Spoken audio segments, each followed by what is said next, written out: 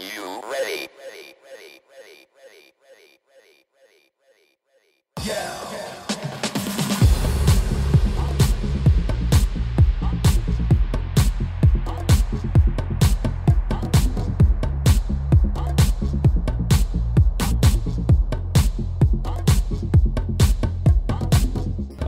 Me tehdään tänään teille tämmönen kuin Catherine de Aragon jälkiruokajuoma.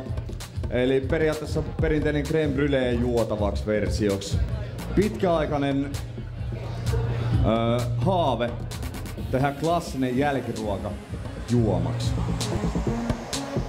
Hedelmäinen ja Chivasista arvokkaasti haettu sitten vaniljaa korostettuna siihen persikan makuun. Ja se on nimeltään Chivas Peach.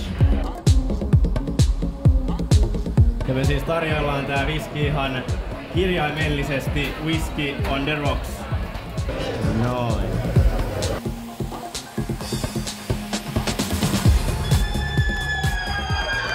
Alright, tervetuloa Loimaa Helsinkiin.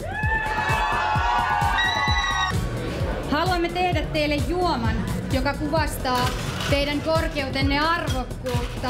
Juomasta ilmenee suomalaisuutta luomillamme piirteillä. Vetters Original Karamelli. Ja sitten tässä on 24 karatin syötävää lehtikultaa. Aplodit Loimaan seurahuoneen. Chivas 12, yksi ehkä, no sanotaan maailman paras blendattu skottiviski, 12-vuotias. Me ajateltiin aloittaa tää sillä, että tarjoillaan teille Chivas 12 kaviaaria. Ruvettiin miettimään tämmöiseltä niinku modern day chivalryn ajatuksella. Truth, eli totuus.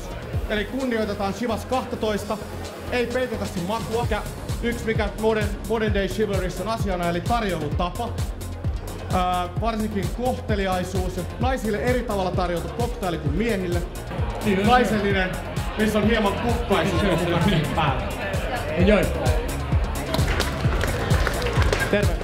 Joonatan. Camilla tuli tähän nyt ensimmäisenä vuoroon. Tämän lisäksi haluaisin pyytää lavalle tuomariston arvoisan puheenjohtajan Tuomas Wimman. Eli Riku lähtee opastamaan, mitä tulee tapahtumaan. Ja tästä kummatkin pääsevät tämän jälkeen valmistamaan yhden juoman itse. Juoma on nimeltään Gentleman's Lemonade ja kunnianosoitus vanhalle koktailille nimeltä Lynchburg Lemonade. Sujuu paremmin kuin hyvin.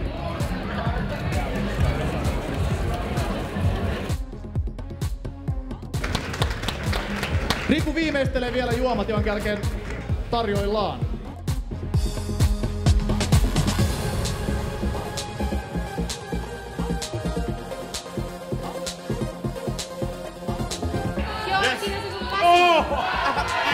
Käsi alas, käsi alas, käsi alas, oikein käsi alas. Oh, you spilled on my blouse, man. Joo, ei vähän.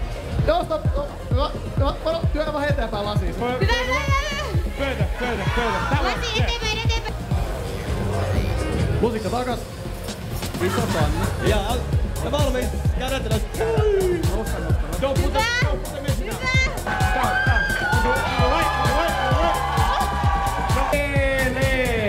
No niin. Joo, siinä! Just siinä. Hyvä. More, man. Hyvä. Big more, man. Yes, ja siitä sisään. Asia! Le bon! Mut me ei olla vielä valmiita. Oho, te. Ei olla vielä. Näin kämppaarissa harjoitellaan. Loistavaa!